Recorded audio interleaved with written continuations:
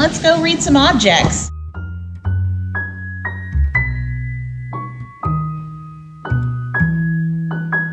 Hi, it's Jennifer Haynes from the Genesee Country Village and Museum. I'm here with an object, this object. We're going to try to figure out what it is.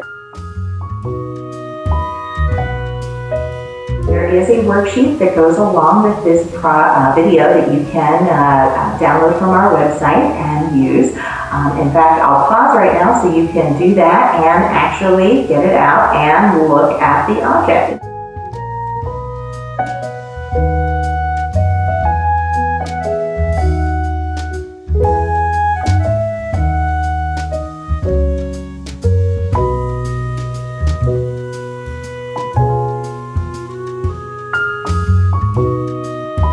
Well, welcome back. So you filled out the worksheet. So let's go through it together. You've maybe drawn a little drawing of what this looks like. Don't worry if it's not perfect. Next section is you've used your senses to try to describe what you see. So you might have written that it looks brown, kind of a light tan color, that it is kind of round and long.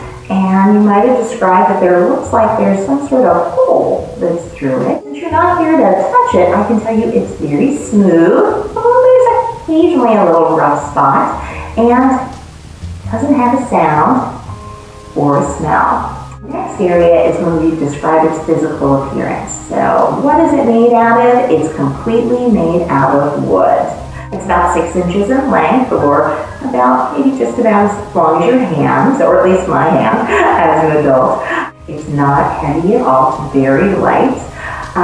It doesn't have any other parts, it's just by itself, so nothing to open or close.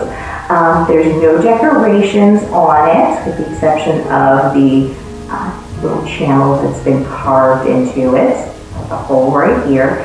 And nothing written on it.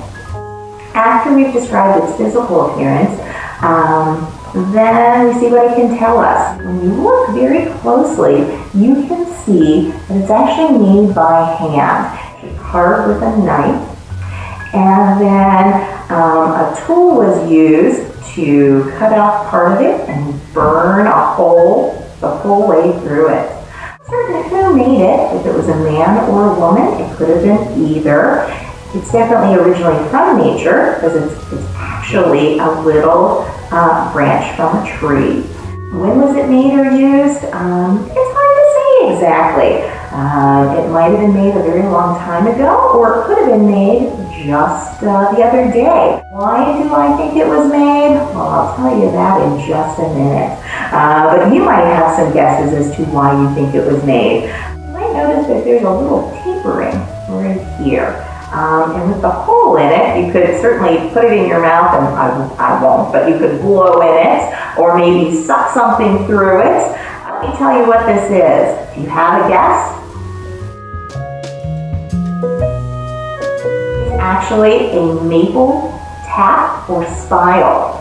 So this tool right here is what you would use in the springtime, right around now, to go into the woods, find a maple tree that's large enough, that's old enough to take some sap out of. You would drill a hole into the tree, and you would tap this piece of wood into the tree. You tap it in just a little bit of an angle, and the tree at this time of the year has sap that is coming up through the tree. It's heading up through the trunk to go up to making leaves, and some of that sap can come out, since there's a hole in this piece, can come out through the little trench that was carved into it and drop into a bucket. So this is what you would use to help you collect sap. And once you've collected enough sap, you would go and take it and you would boil it. And in the old days, they would boil it and boil it and boil it so much and get all of the water out of the sap that they would be left with the sweetness that's left behind in the sap. Because in maple sap, there is a lot of water, just a little bit of sweetness. So when the sweetness is left, it's sugar. They would boil it and stir it so much, and you would have maple sugar that you would then be able to use when you cooked. Today, we don't make a lot of sugar. Instead, we leave some of the water in our sap, and when we boil it, we actually turn it into maple syrup for on our pancakes. So this would have been used in the very early days when colonial people came to our country. The Native Americans taught them that maple trees had sap that was sweet and could be used and collected to make things sweeter. And so the early colonial people would make tools like this to get the sap out of the tree. And they continued using these into colonial times, into pioneer times. Eventually they turned over to using metal.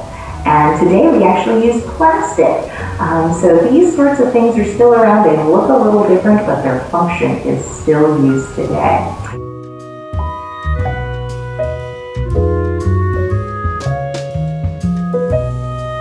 Thanks so much for joining me. We'll be doing more installments of this, looking at specific objects here at the museum. So I hope you join us. Have a great day.